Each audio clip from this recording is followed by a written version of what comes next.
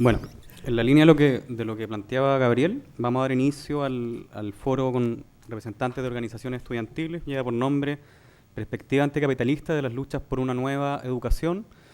Contamos con la participación de Sebastián Elwin, que es miembro de la organización Izquierda Autónoma, Brian Seguel, en representación del Frente Estudiantes Libertarios, y Benjamín Idini, en representación de la Unión Nacional Estudiantil.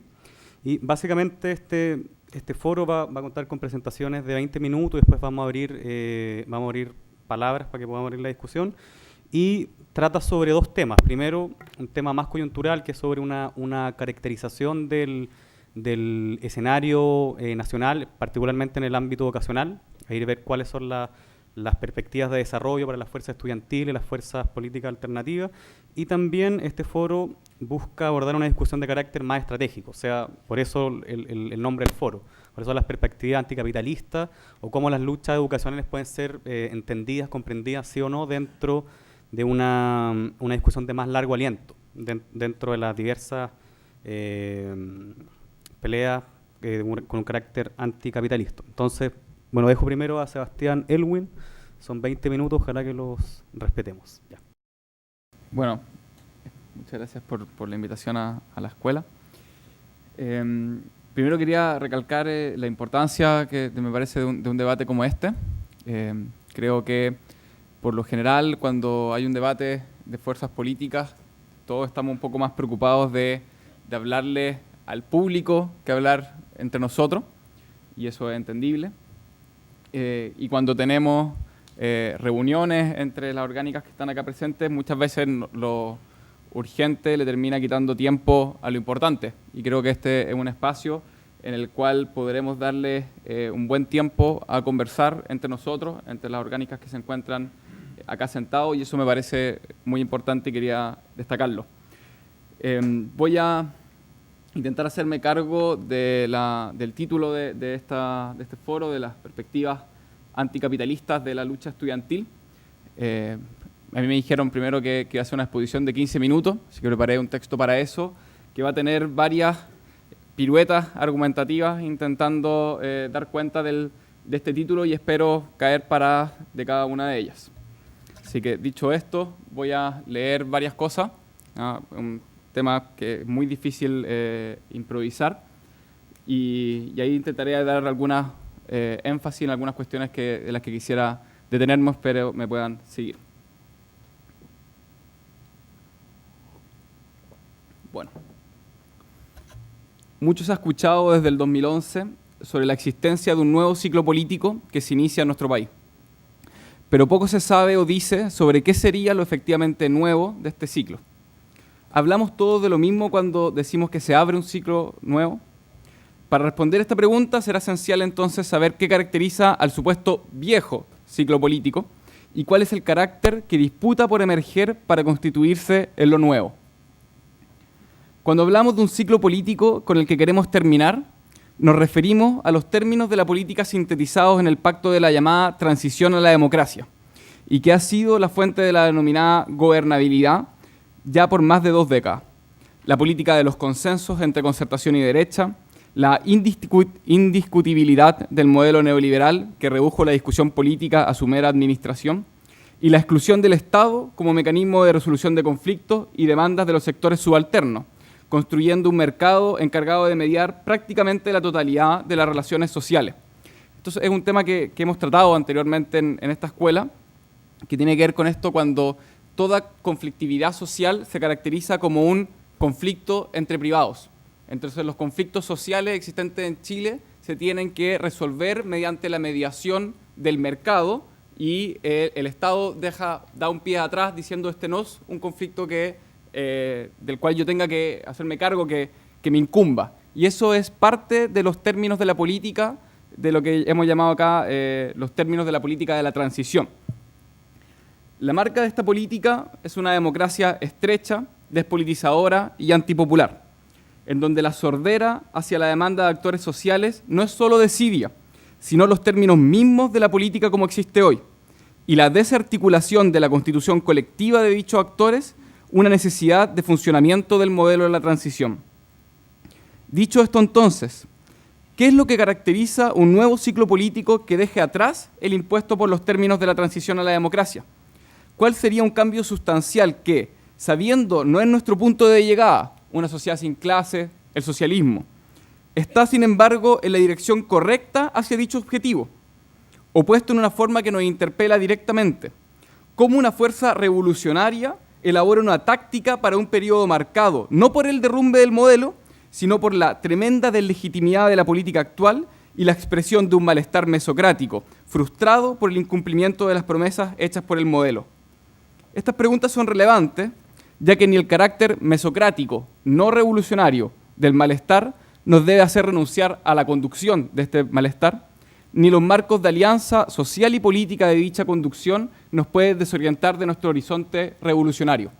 El movimiento estudiantil, que ha sido el principal referente de este malestar que se ha largamente incubado en nuestro país, contiene una alianza social y política amplia. Una alianza social que incluye a sectores populares, a sectores medios con diferentes intereses y que en ningún caso nosotros podemos caracterizar inmediatamente como una alianza social que pugne por el cambio de un modelo hacia un modelo socialista, o al menos no inmediatamente. Y a su vez esa alianza social tiene una expresión también política, una alianza política que también incluye actores no necesariamente revolucionarios. El caso, yo creería, más evidente es cómo un personaje como Meo, desde su partido progresista, logra de alguna manera también capitalizar parte del malestar, un malestar que tal vez se expresa de una manera distinta, pero lo capitaliza sacando 20% en su primera elección y posteriormente 10%. Entonces, esa alianza social y política, nosotros no podemos ni dejar de apostar a su conducción por su carácter, ni tampoco por apostar a su conducción perder nuestro carácter revolucionario como organización. Lo que voy a plantear a continuación es que un nuevo ciclo político tiene que estar marcado por la emergencia de estos actores sociales en la construcción del Estado, y así como también de las expresiones políticas ancladas en dichos actores sociales. Esta caracterización tiene dos caricaturas que desdibujan lo que quiero expresar y quisiera combatirlas desde un comienzo. La primera de estas caricaturas es la idea de que un nuevo ciclo político es sinónimo de más Estado. Es falsa la idea de que hoy el Estado no intervenga en el actual modelo. Todo lo contrario, es el propio Estado el que ha construido un nuevo nicho de acumulación y abierto mercados para la iniciativa privada. Muchos de dichos mercados están, de hecho, garantizados por el propio Estado. Yo creo que el caso más evidente, y se habló la vez pasada, es en la materia de educación superior, el CAE. O sea, para construir un mercado que estaba funcionando mal, que había que ampliarlo, el Estado pone su propio aval para que ese mercado funcione. O sea, el Estado pone sus propios términos y su propia garantía estatal explícitamente para que ese mercado exista. La experiencia chilena es un claro ejemplo de que más Estado no es por sí un modelo y que el Estado puede estar tanto al servicio de garantizar una serie de derechos ciudadanos y sociales como en garantizar la existencia de mercados y de sus respectivas pautas de acumulación. La segunda caricatura es aquella según la cual la existencia de dirigentes sociales que alcanzan escaños en el Parlamento es sinónimo de emergencia de nuevos actores políticos, ¿no? La dichosa bancada estudiantil. La verdad es que con matices y excepciones, acá tenemos una de las excepciones presentes, dichos nuevos rostros para llegar al Parlamento tuvieron que transar una concepción de la política y adecuarse a ella, más que transformarla en el acto de ingreso al Congreso. El PC tuvo que pactar con la Concertación en el pasado y en la actualidad ingresar al nuevo pacto de gobierno. Revolución Democrática, por su parte, presionada por las negociaciones y el sistema político formal, terminó recibiendo el abrazo del oso de la Concertación. Te ayudo a ingresar, pero bajo los términos actuales de la política. Y bien curiosa la situación de Revolución Democrática, porque termina más protegido que el propio PC. O sea, el PC tuvo que ir a primarias, tuvo que después ganar las elecciones, y Revolución Democrática queda de alguna manera aún más atrapado en el sistema político por pujar por su ingreso. Y aquí también quisiera brevemente mencionar algo sobre el Parlamento, que tal vez está más dedicado a debatir con los que están acá enfrente, a conversar con mi propio colectivo. Nosotros tampoco además podemos olvidarnos de cómo pensábamos que era el Parlamento antes de que ingresáramos a él. El Parlamento no ha cambiado por el ingreso de uno o dos parlamentarios que fueron dirigentes sociales, y de hecho todo lo contrario, durante estos 20 años de banalización de un espacio como ese, es cada vez más, yo creería, un instrumento de disciplinamiento del bloque dominante de los sectores que ingresan a él. De acuerdo a estas visiones, a estas dos caricaturas, ¿no? Más Estado, ingreso de dirigente social al Congreso, de acuerdo a estas visiones, ya nos encontraríamos en este nuevo ciclo político. Este es el nuevo ciclo político para ellos. Más Estado y dirigentes sociales en el Congreso, sin importar que más Estado sea para una mejor regulación del mercado y que los dirigentes sociales tengan que adecuarse a los viejos términos de la política para ingresar a ella y no al revés. Pero eso no es así. La vieja política de la transición no ha muerto y el nuevo ciclo político aún no nace. Y quienes quieren hacernos creer que nos encontramos ya en este nuevo ciclo es precisamente quienes quieren evitar que se consolide.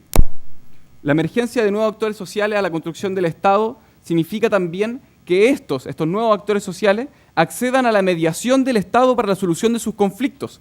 Y aquí no quiero referirme a acceder al Estado, al aparato, sino el Estado como un ente que media la lucha de clases, que media la conflictividad social. Y por tanto los actores sociales acceden a la construcción del Estado y acceden a la solución de sus propios conflictos, que es lo que hemos hablado acá, por ejemplo, del caso de los trabajadores portuarios, que tienen un conflicto que genera un impacto muy importante para el país y sin embargo, aún así el Estado sigue diciendo este es un conflicto entre privados. Ellos no acceden a la mediación del Estado. Por tanto, la consolidación de una nueva política está íntimamente vinculada a la resolución del conflicto educacional, hoy el principal referente del malestar y portador de la conflictividad social más relevante y sobredeterminante para la política del Chile actual. Una solución por arriba del conflicto educacional, una resolución espuria, la regulación del mercado, significa a la vez la imposibilidad de que se consolide una política de emergencia y constitución de actores sociales en el Estado, pero una solución que contempla el movimiento estudiantil, que lo hace en gestor de su propia solución y consagre su autonomía, es condición necesaria e inicio de un nuevo ciclo político para Chile. Y aquí autonomía entiendo que el movimiento estudiantil dialogue con el Estado sin la mediación de la política. La política no entra a mediar la manera en que el movimiento estudiantil participa de la construcción del Estado, de los términos, por ejemplo, el modelo educacional, sin la mediación de los términos de la política, de los consensos, etc. En este contexto, como izquierda autónoma, hemos levantado la oposición mercado versus derechos sociales, donde el mercado representa el modelo actual y los derechos sociales el tipo de modelo que queremos construir. En sentido negativo, la idea de derechos sociales se constituye en un concepto irreconciliable con el mercado. El avance de los derechos es el retroceso del mercado. En sentido positivo, los derechos sociales están vinculados a una concepción de la democracia. Derechos sociales o colectivos son aquellos que nos pertenecen a todos y a su vez su responsabilidad es de todos. La lucha por los derechos es por la recuperación de la soberanía de nuestras vidas, actualmente entregadas por completo a la irracionalidad del mercado, donde las decisiones no parecen ser de nadie y mucho menos de nosotros mismos. La decisión de conducir el malestar social expresado fuertemente desde el 2011 hacia una lucha por derechos sociales no es una mera adecuación al contexto del Chile actual. Muchas veces se discute que la demanda por derechos sociales es porque en Chile no se permite un discurso más radical. Entonces, como Chile no permite un discurso tan radical, hay que de alguna manera como amarillarlo para que sea presentable frente a las masas que se están movilizando.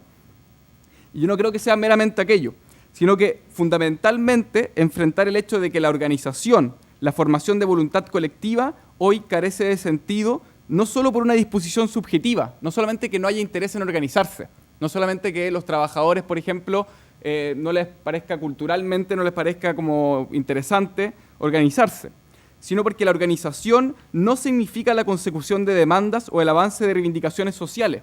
Todo lo contrario, los términos de constitución política del Estado se basan en excluir la organización como acceso a la resolución de conflictos. El progreso estaría vinculado a un despliegue individual de la persona, el resto se mira con desconfianza y desprecio. Es decir, la organización hoy día no significa un vehículo de consecución de las demandas, un vehículo de diálogo con el Estado. Todo lo contrario, se mira con desconfianza y la idea es esta del self-made man, del hombre, el emprendedor, que individualmente va construyendo su propio progreso. En resumen, reivindicar los derechos sociales apunta a disputar la base social del Estado, construir espacios donde la intervención estatal se realice en la organización colectiva de la sociedad y viceversa, la organización colectiva de la sociedad intervenga en la construcción del Estado.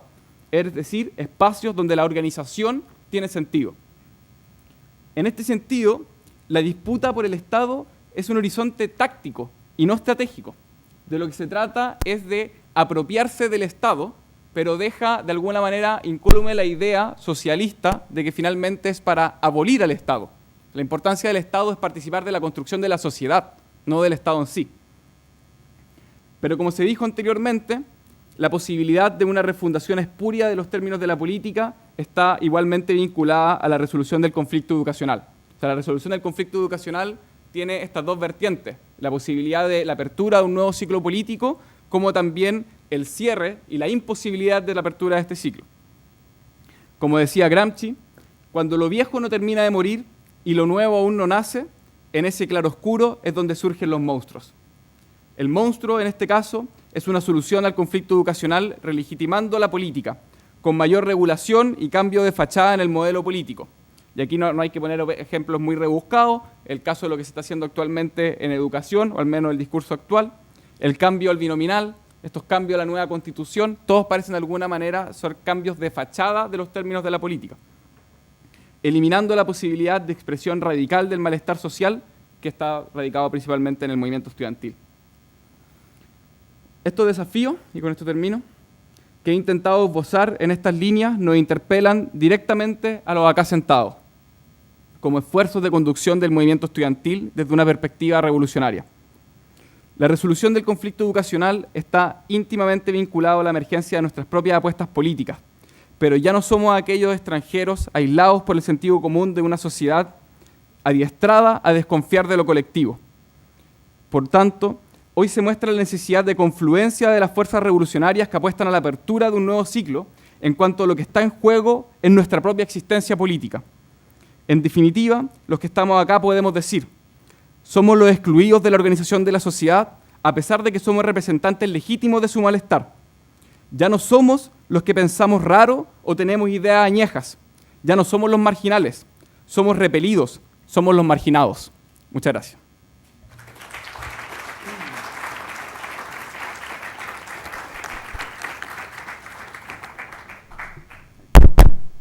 Aló. Permiso. Hola, buenas tardes. Me presento, me llamo Brian, soy estudiante de Sociología y vengo en representación del Frente de Estudiantes Libertarios. Agradecemos la invitación a la Fundación Nodo 21 y a los compañeros acá presentes. El título del texto que nosotros queremos presentar el día de hoy se llama El conflicto educacional como punto de fuga del patrón de acumulación, distribución y gobernabilidad democrática.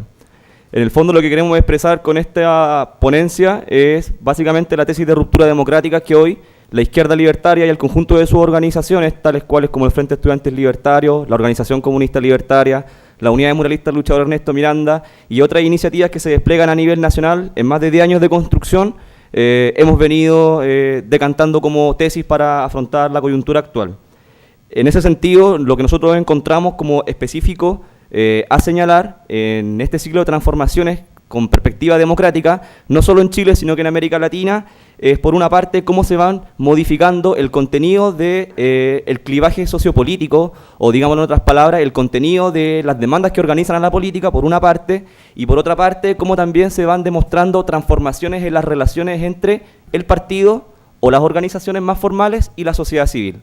En el fondo, para poder atender a esa especificidad que se presenta en América Latina, que tiene un amplio abanico de fuerzas, como el Frente Amplio en Uruguay, el Partido Socialista Unificado en Venezuela, y otras organizaciones que se despliegan en el marco de la izquierda, es necesario, por una parte, romper el patrón de análisis, reforma y revolución, ¿ya? Y resituar el análisis dentro de lo que son las experiencias de la izquierda revolucionaria latinoamericana en términos de práctica. Y resituarla en términos de prácticas quiere decir precisamente dejar de desatender aquellos elementos ideológicos que las organizaciones dicen ser y atender más bien a su conducta política concreta. Es decir, cuál es la relación que tienen la política de las organizaciones de izquierda en términos de los intereses de las clases dominantes, por una parte. En segunda instancia, cuál es la orientación de la política internacional de estas organizaciones de izquierda. En tercera instancia, cuál es la base social de cada movimiento. Y en cuarto lugar, cuál es el contenido específico de estas luchas políticas. Solo así podremos establecer un criterio que, más allá de lo discursivo, y permita diferenciar y separar agua entre los que dicen ser algo y los que dicen ser otra cosa. Y a la vez también con esto evitaremos dos extremos que están presentes en las prácticas políticas de las organizaciones en Chile. Por una parte, el pragmatismo, es decir, hacer las cosas en la medida de lo posible, y por otra parte, la política diletante que busca cambiar todo cambiando nada. Y en ese sentido, una política, una praxis profundamente realista, pero con sentido de imaginación, como decía Fidel Castro, tiene que retomar aquellos aspectos indispensables del sentido de realidad de la política, es decir, buscar intervenir en esta coyuntura, pero sobre todo entender cuáles son los elementos que anticipan un mundo nuevo. Y esos elementos son los que nosotros hemos sintetizado hoy en día en la tesis de ruptura democrática. Con esto también queremos señalar que hoy en día nosotros no consideramos que una organización o un sector político en específico se constituye como el centro desde el cual reconstruir las tesis de la izquierda en Chile, sino que por el contrario aquí estamos en un proyecto de una izquierda por venir. ¿Qué quiere decir el proyecto de una izquierda por venir? Quiere decir que los distintos destacamentos, organizaciones, intelectuales, cuadros de las organizaciones que componen este foro y otras organizaciones que no están acá discutiendo, estamos aportando al proceso de reconstruir el socialismo en Chile. Y ese proceso es un proceso que se va a demorar alrededor de 5, 10 años, 15 años, pero tenemos que llegar hacia allá como un esfuerzo de reorganización. En relación a eso, y dicho eso, me gustaría pasar a explicar la centralidad que tiene hoy en día el movimiento estudiantil. Hoy en día el movimiento estudiantil no es central porque haya podido constituirse como un punto de inflexión en la lucha de clases, sino que es central porque ha permitido vehiculizar una serie de procesos que desde el 2002 hasta el 2011 se vienen presentando. En ese sentido, el contenido específico que tiene el movimiento estudiantil ha sido una capacidad de transversalizar y establecer un punto de fuga en un modo específico de hacer la política en Chile, que acá Sebastián muy bien caracteriza como digámoslo así, el modelo concertacionista o las características de la transición en Chile. Pero no por eso vamos a pasar a sobredeterminar el rol que hoy en día le corresponde al movimiento estudiantil en ese proceso de transformación. Por el motivo que la coyuntura que se presenta el 2011 es una coyuntura que capitaliza distintas orientaciones de movilizaciones. Y saber identificar esas orientaciones de las movilizaciones es lo que nos permite demarcar cuáles son los relatos que se han venido construyendo por parte del bloque en el poder y la izquierda en Chile. Esas orientaciones son, por una parte, tres fundamentalmente. Por una, aquellas que se constituyen como una expresión del descontento y el malestar social, otras que se constituyen como movilizaciones que buscan ampliar el espacio para el ejercicio de la ciudadanía en un contexto de conculcación de demandas y derechos sociales, y en tercera instancia, aquellas luchas que nos presentan o presentan el carácter refundacional de lo que acá se está discutiendo, ¿ya? Que es el ciclo post-transicional. Refundacional en el sentido del contexto político-institucional, por una parte, pero refundacional ante todo, ante el estilo de conducción que se viene desplegando por parte de la concertación. Y esos dos elementos quiero ser bien clave al señalarlos al momento de caracterizar a la nueva mayoría. En torno a estas orientaciones de las movilizaciones sociales, por parte del sistema político ampliado, se han venido constituyendo tres grandes relatos políticos que han intentado traducir estas orientaciones en las movilizaciones. Por una parte, el relato que agrupa a la centroizquierda y a la derecha, y que es hoy en día el relato hegemónico, busca profundizar el modelo instaurado, traduciendo estas movilizaciones como movilizaciones por ampliación de los espacios de derecho y de refundación sociopolítica ante oportunidades que han sido conculcadas por el modelo. Es decir, se busca ampliar el marco democrático en el cual darle más legitimidad a este modelo. A una expresión hacia la centro-derecha se constituye como un cierre ante cualquier politización o un cierre o defensa ultranza de los intereses que están plasmados en la Constitución del 80, y hacia la centroizquierda, que hoy en día la nueva mayoría, se presenta como una posibilidad de cambio moderado, ¿ya? O un gatopardismo. En el fondo, tomar un programa de movilizaciones que se ha venido desplegando desde el 2002 en adelante, atendiendo algunas de sus consideraciones menos sensibles, buscando transformar aquellas para preservar un nuevo proceso de legitimidad y consenso en la sociedad civil chilena. Y por otra parte, hacia la izquierda, y es que donde encuentro yo también que se presentan todas estas organizaciones que hoy en día están en la mesa, se ha presentado como un relato mucho más inorgánico, ¿ya? Pero que ha puesto un discurso cuyo énfasis se manifiesta en la necesidad que hoy tiene Chile de reconstruirse sociopolíticamente, es decir, establecer un nuevo proyecto de desarrollo político y social, y además de eso establecer un nuevo consenso sociopolítico para el ejercicio de la democracia y la libertad en Chile, ¿ya? Y ese espectro hoy en día, ese espectro de izquierda heterogéneo que por una parte afirma el derrumbe del modelo, por otra parte afirma la necesidad de transformaciones parciales y por otra parte también afirma la necesidad de la ruptura, es un campo heterogéneo de organizaciones que se presentan a la izquierda del Partido Comunista y que ninguna de ellas tiene por sí misma una estrategia clara para el periodo, y en eso hay que ser claro. En relación a ese debate, para poder situar estas orientaciones, estos relatos y poder entender cuál es el fundamento de la tesis de ruptura democrática que queremos presentar hoy día, es necesario entender cuál es el rol que le corresponde a la concertación por una parte y la nueva mayoría, y por otra parte le corresponde también a la Alianza por Chile, o lo que nosotros más bien desde la izquierda libertaria caracterizamos como un bloque en el poder, o un bloque en el poder ampliado, ya que supera las expresiones políticas y también se presenta dentro de sus elementos más, digámoslo así, socioeconómicos, y que son fundamentales para entender la estrategia de tesis de ruptura democrática. En relación a lo que es la concertación, sin entrar en mucho detalle, porque creo que acá los tres compañeros vamos a presentar elementos relativamente similares, me gustaría atender a aquello que marca una distinción de la concertación con lo que venía haciendo la izquierda tradicional, ¿ya? Yo creo que Carlos en la primera sesión del día de hoy debe haber sido bastante claro, yo no lo pude ver en términos de explicitar las diferencias dentro de las orientaciones de la izquierda, pero aquí hay una cuestión que es bien clara, dentro de lo que significa la alianza de la concertación en la izquierda chilena. De la izquierda chilena, que es básicamente el viraje en la tesis clásica que tuvo el Partido Socialista y el Partido Comunista, que en el fondo era la Alianza de Trabajadores Manuales e Intelectuales, que se presentaba por una parte como un gobierno de liberación nacional, en una tesis ya más moderada por parte del Partido Comunista, y en una república de trabajadores en el caso del Partido Socialista. El viraje ideológico que se genera en los 80 en el Partido Socialista lo que implica precisamente es que se modifica el contenido de la política que viene a tener este sector, ¿ya? Y esa cuestión es bien clara porque en el fondo el significado histórico que tuvo la concertación, puesto en perspectiva, fue administrar un proceso de transición moderada, ya que para nadie resulta de novedad, pero que tiene su origen en la ausencia de una perspectiva o un proyecto socioeconómico claro, ¿ya? En el fondo, la ausencia de un proyecto de construcción de mediano a largo alcance, con metas y objetivos claros, ¿ya? Y con un contenido explícito, fue sustituido por una politicidad caída al presente, cuya única variable era la mera administración del aparato público. Por tanto, desplazaba el tiempo de la política desde la realización de fines hacia solamente la realización de entornos en un sistema.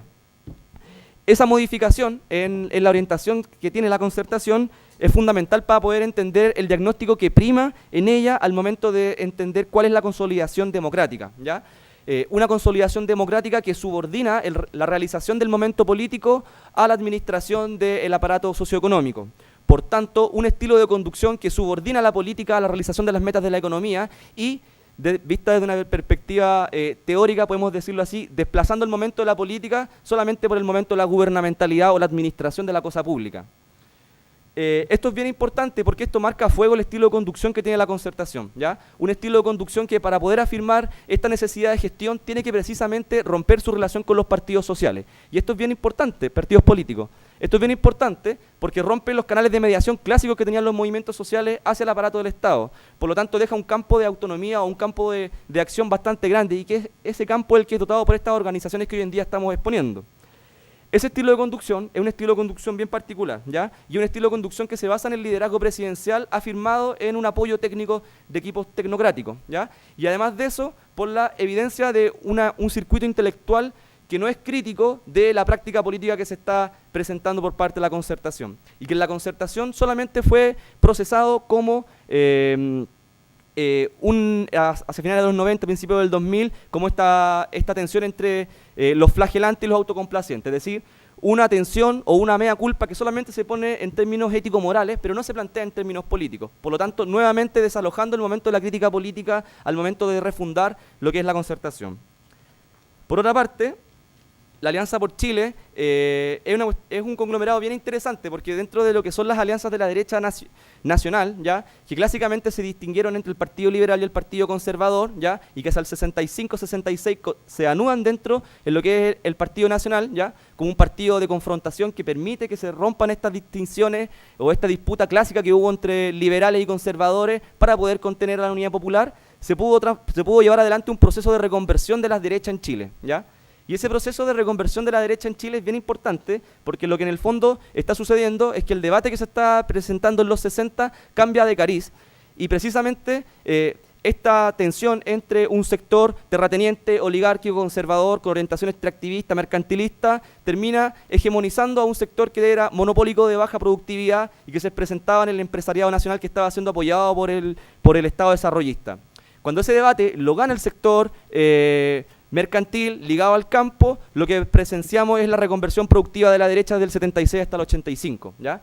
Y es lo que permite precisamente que dentro de partidos tales como Renovación Nacional puedan convivir hoy en día un sector oligárquico conservador representado por Carlos Larraín, un sector más ligado a la nueva derecha que representa a Carlos Espina y sectores más liberales que hoy en día están fugando hacia otros referentes como Evópoli o el Movimiento Amplitud. En el fondo, un partido de derecha que permite dentro de su seno agrupar a distintas tensiones dentro de las clases dominantes sin mayores problemas. Y el otro partido que se mantiene dentro de la derecha es un partido tradicional de corte integrista, católico, conservador, ligado al campo. Lo interesante que sucede con las movilizaciones del 2011, ¿ya?, es que precisamente lo que se modifica son las relaciones de fuerza en el bloque en el poder. Lo que se modifica y lo que se presencia a finales del año pasado en RN, cuando el sector de Espina y los sectores que comienzan a fugarse de RN dentro de ese partido son precisamente estas contradicciones no resueltas durante los últimos 20 años. Y esas contradicciones no resueltas precisamente se manifiestan en que hoy en día la derecha esté sumada en una dispersión y en un proceso de readecuación sin una línea política común. Y precisamente el hecho de que no tiene una línea política común es que el protagonismo de los cambios que se están llevando hoy en día le corresponden a la nueva mayoría, como un pacto ampliado de las fuerzas de centro-izquierda más el Partido Comunista. En ese contexto, nosotros, desde OCL, desde el Frente Estudiante Libertario y de la izquierda libertaria en general, hemos construido una tesis que es la tesis de ruptura democrática, ¿ya?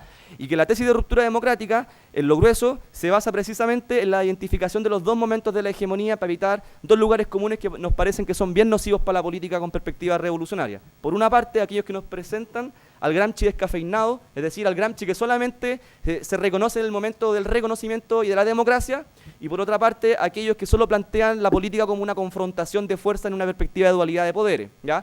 Por el contrario, una política racional, moderada, pero a la vez también revolucionaria, se basa en identificar los dos momentos de la hegemonía, los cuales son el momento del antagonismo y por otra parte el momento del reconocimiento.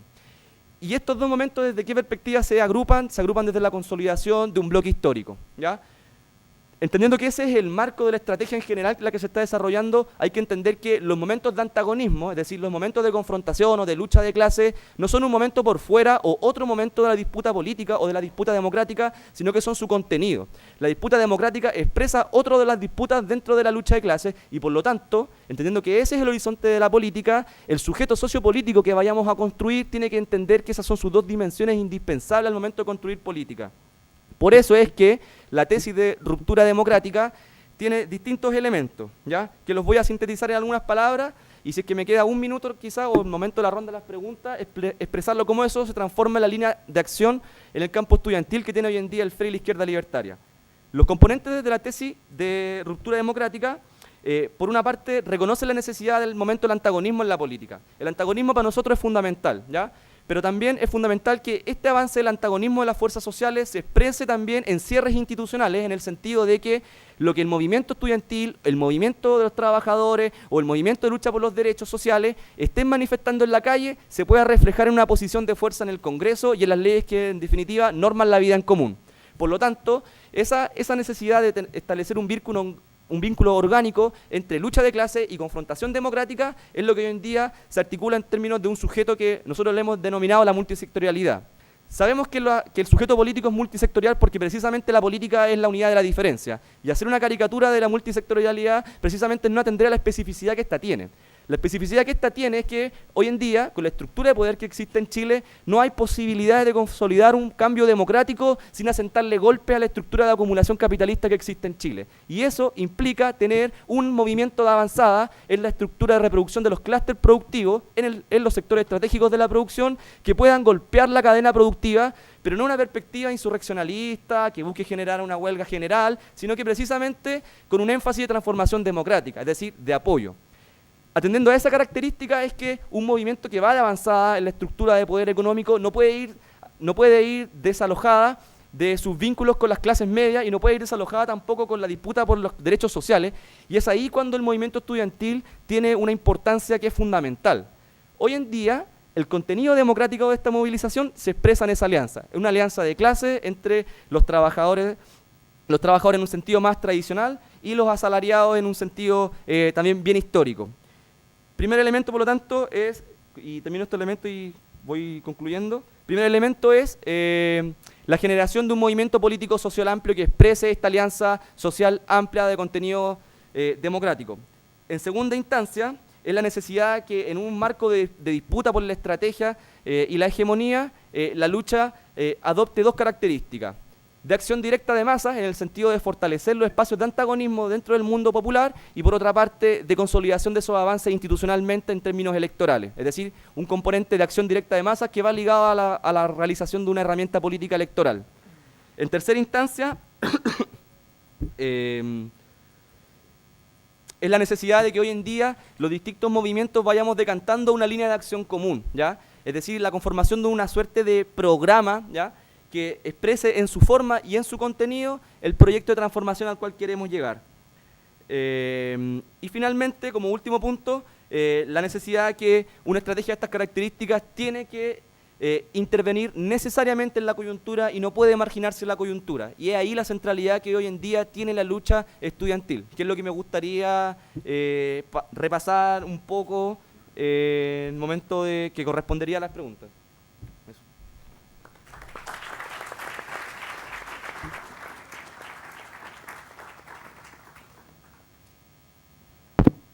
¿Aló? ¿Se escucha? Sí.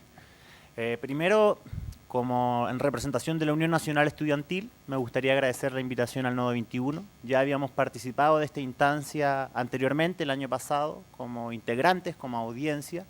Hoy día lo hacemos desde aquí y la idea mía en específico, es poder plantearles el contenido político en función de las lecturas que tenemos también, de lo que hemos impulsado en los últimos años y en nuestra reciente vida también como organización. ¿Con qué objetivo planteo aquello? Y con qué objetivo también me siento en este puesto con ese cariño a entregar esta información, es poder levantar un debate respecto, o una convergencia también de ideas respecto a qué se está haciendo, cómo podemos articular las diferentes apuestas y encontrar una respuesta al diagnóstico común de la amplitud de la unidad. En primera instancia, partiré con un tema que resultará bastante polémico. En realidad partiré polemizando respecto al concepto que se tiene de ciclo político. En algún momento, en posiciones anteriores, se negó tal existencia de ese ciclo político, pero yo lo voy a plantear en diferencia de cosas anteriores. Primero, dando, como dijo bien el Seba, un pequeño piso, un colchón respecto a qué era lo viejo. Cuando se habla de un nuevo ciclo que se abre, hay que tener referencia de qué es lo anterior. Y en este sentido, plantear la situación previa a la mitad del 2000, del 2005 más o menos, la situación previa en que se encontraba no solo la izquierda como tal, como fuerza, sino Chile en su totalidad. Veníamos saliendo como izquierda del fracaso de la ruptura popular de la dictadura, en donde se constituye un bloque dominante, donde se hegemoniza absolutamente la sociedad chilena bajo los preceptos del modelo neoliberal, eso lo tenemos absolutamente claro, y se margina cualquier posibilidad de irrupción de alternativas políticas diferentes, a través de la constitución de un aparato de contención social que imposibilitó el ascenso de conflictividades. ¿Por qué entonces me gustaría a mí introducir el concepto de nuevo ciclo político o de apertura de ciclo político? Muy diferente, por cierto, de lo que ha dicho la Concertación últimamente, que con la llegada de su propio gobierno estaríamos en un nuevo ciclo político porque las fuerzas sociales hoy día encuentran una representación en él. No me refiero a eso, me refiero justamente a elementos que voy a precisar que siento yo y que creo que son necesarios de manifestar para poder expresar también cuáles son las apuestas políticas que hemos dado nosotros. En específico, ¿cómo comienza aquel ciclo? Que da apertura a aquello. Primero, un alza del malestar social respecto a las consecuencias y a las causas que genera la mercantilización de los derechos sociales y el modelo económico neoliberal. Eso se expresa en diferentes sectores, específicamente en el 2001, pero más fuerte en el 2006 por la movilización estudiantil, también en el 2007 por la movilización en los sectores forestales y subcontratistas del cobre, y también en los últimos 4 años por el alza de conflictividades regionales, conocemos los casos de Freirina, Aysén, etcétera, etcétera. Eso da el inicio a una situación previa a la anterior. ¿En qué condiciones? No porque exista hoy día una canalización diferente de cómo se entiende la política, como se expresó anteriormente, ¿verdad? Sino porque justamente el bloque dominante no se puede permitir continuar en la misma lógica en la misma realización de su dominación ante las actuales condiciones del escenario. O sea, efectivamente hay un cambio y hay un reacomodo del bloque dominante y por eso es que utilizo el concepto. ¿Cuáles son los elementos de esta apertura del nuevo ciclo político? Primero es que con este ascenso de la movilización y de la conflictividad expresada a través de conflictividad social, de movimiento, de movilización, se viene a poner en cuestión la naturalización del mercado, específicamente el lucro y el endeudamiento de la familia. Por otro lado, hay un cuestionamiento a la legitimidad de las instituciones democráticas representativas, que se manifiesta no solo por la lectura que podemos hacer nosotros respecto a este ciclo, sino las lecturas que hacen desde la misma concertación, cuando anticipan desde Brunner, lo hemos escuchado incluso en esta misma sala, el desfonde de la política. Y tercer punto, en la incipiente independencia, tanto de discursos como de acciones del pueblo y de sus organizaciones respecto a la expresión hegemónica del bloque dominante. Esos 3 puntos dan una breve caracterización de lo que sería la apertura de este ciclo. En ese sentido, mencioné varios actores, ¿verdad?, que se manifiestan y aparecen como conflictividad. Bueno, el actor estudiantil efectivamente sería el más dinámico. En ese sentido, hay que evaluar bien ese dinamismo, tenerlo en su real concepción histórica también. Por un lado, no caer en su menospreciación, como hacen algunas lecturas de fuerzas políticas, en donde el movimiento estudiantil en este momento tal cual serviría para acumular fuerza social porque no tiene ninguna capacidad de disputa con el bloque dominante. Eso por un lado conservador, pero por el otro lado sobredimensionado, en que el estudiante en sí podría plantear un proceso revolucionario de manera muy caricaturesca. Entonces, parándonos y situándonos en ese punto intermedio, entender cuál es la capacidad que tiene el movimiento estudiantil en una perspectiva estratégica, como actor dinámico, lo dejaremos para después, pero por lo menos situar en ese eje. Respecto al bloque dominante, ¿cuáles son los cambios y cómo reaccionan ante esta irrupción, este nuevo ciclo? Por un lado, tenemos la transición de la concertación a la nueva mayoría, que no voy a describir tanto lo obvio o las incorporaciones orgánicas que tuvo, ni que efectivamente hay una continuidad que es clara, que tiene que ver con cómo se reconstruye el aparato de contención social, y también cuáles son los objetivos detrás de esta reconstrucción, sino más bien cuál es la lectura que creemos nosotros existe y es hegemónica dentro de este bloque, que por cierto es heterogéneo. Lo primero es que desde los sectores más lúcidos se hace lectura correcta de la apertura de este ciclo y se encuentra con la necesidad de generar ajustes al modelo chileno tal cual como está. Y permítanme leer unas citas que creo que son mucho más graficantes que lo que yo pueda expresar. Por un lado dice Ricardo Lago del 2011, se trataba de avanzar hacia una mayor legitimidad de nuestro sistema democrático, ¿verdad? Por otro lado tenemos a Patricio Walker en el mismo año, y de la urgencia de construir un nuevo pacto social y político. Entonces, desde el 2011, desde lo que ocurría ante el movimiento estudiantil enfrentando a una derecha, al sector de la derecha del bloque dominante, en donde efectivamente este aparato de contención social se flexibiliza, permitiendo que el actor más dinámico, el estudiantil, encuentre o resalte su capacidad de tensionar discursivamente y también a nivel de subjetividades el modelo económico. En ese mismo momento ya se empieza a anticipar lo que sería la constitución y la transición de la concertación hacia la nueva mayoría. Y en ese sentido, ¿qué otras certezas tenemos? Que justamente aquel bloque cuenta desde un inicio, y aquella lectura también, con el apoyo de amplias franjas del empresariado. O sea, un empresariado que entiende la necesidad de generar ajustes dentro del mismo modelo, pero sin transformarlo. Y aquí es muy buena esta otra de Ricardo Solari, que lo único que pone en riesgo el modelo chileno es no hacer cambios. Esa es del año pasado. Entonces, eso respecto a la concertación. ¿Cuál es la respuesta en respecto al ciclo de la derecha? Una derecha que constantemente durante el tiempo que ocupó el gobierno no da respuesta a este ciclo, no da respuesta a este ascenso de la conflictividad, sino que lo niega. Niega y baja siempre los niveles, diciendo que bueno, efectivamente aquí no hay un malestar y que hablar de un malestar generalizado respecto al modelo es un error. Efectivamente, los esfuerzos se van por defender ideológicamente al modelo. ¿Qué ocurre con aquel sector del bloque dominante? Bueno, en general, ¿qué es lo que vemos hoy día respecto a ese proceso de reacomodo que se cristaliza en las elecciones? Es que uno, el que hace lectura correcta de la situación, hoy día está en el gobierno con amplios niveles de legitimidad, recuperando incluso su capacidad de administrar temporalmente su posición de dominación, mientras que el otro entra en crisis. ¿Ya? Entra en crisis, en una crisis que describió bien el Brian, respecto a cómo desde un partido, desde una de sus expresiones que es RN, se van desmembrando a través de lo que llama Osandón la política o la estrategia del choclo desgranado, donde se van uno a uno para fortalecer otras alternativas que son Amplitud y Evópoli, y por el otro lado desde la UDI su crisis se expresa en que si bien se ven cohesionados hacia afuera, tienen una reducción importante en su representación dentro de los espacios institucionales y también dentro de los espacios sociales. ¿Qué ocurre con la izquierda en este mismo periodo? Una izquierda que es heredera de su misma tradición, de ese proceso de exclusión, donde viene atomizada, donde viene heredando incluso discusiones que no tienen asidero en la realidad, o sea, discusiones eternas como, por ejemplo, reforma versus revolución, como sintetizamos aquello. Y eso se grafica en una incapacidad de poder generar acuerdos tácticos en la izquierda, lo que se materializa en múltiples expresiones en el momento de las elecciones del año pasado, ¿verdad?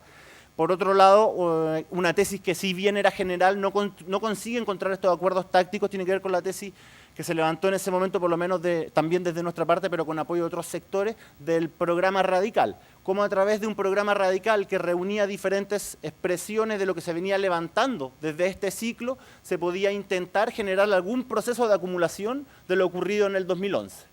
Intentando construir y avanzar en la constitución de una fuerza social y política. Eso es la tesis más o menos del programa radical, que efectivamente se encuentra no solamente con los problemas de la atomización, sino que con lecturas erradas en lo electoral, lecturas erradas también desde el equipo, como también de la misma apuesta.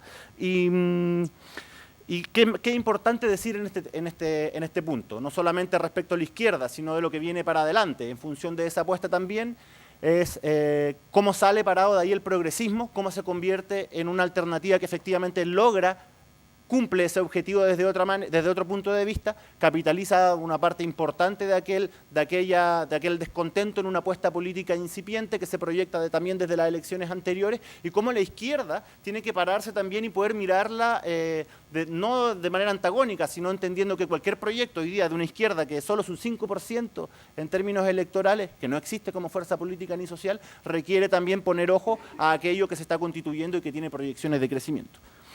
Ahora, respecto a nosotros, como organización, como Unión Nacional Estudiantil, ¿qué es lo que proyectamos respecto a la educación y también políticamente en este escenario, ¿verdad? En el escenario del ciclo. Primero, entender que de dónde viene esto la une, de un esfuerzo en el cual se hace la lectura que el 2011 no había espacio para localismo. En el 2011 no había espacio para una política desde el espacio chico, sino que era necesario avanzar en constituir referentes estudiantiles que desde ahí fortalecieran la política del movimiento y desde ahí fortalecieran también la posibilidad de una alternativa para las masas estudiantiles que diera una dirección correcta en tensionar efectivamente y avanzar en posiciones respecto al neoliberalismo en Chile. En específico, y aquí voy a ir de lo general hacia lo específico, ¿qué es lo que significa para nosotros, volviendo a lo que dejé abierto delante, tanto el actor estudiantil como el actual periodo?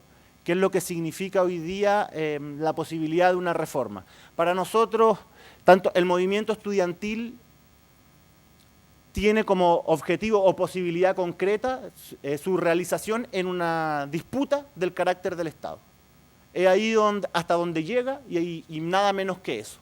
Una disputa en el carácter del Estado entendida como aquella dicotomía o contradicción entre un Estado subsidiario, que en algún caso aquí se planteó, y uno garante. Es decir, cómo a través del Estado, de lo estudiantil, avanzamos y podemos constituir en este fin de siglo que se plantea o que se trata de levantar,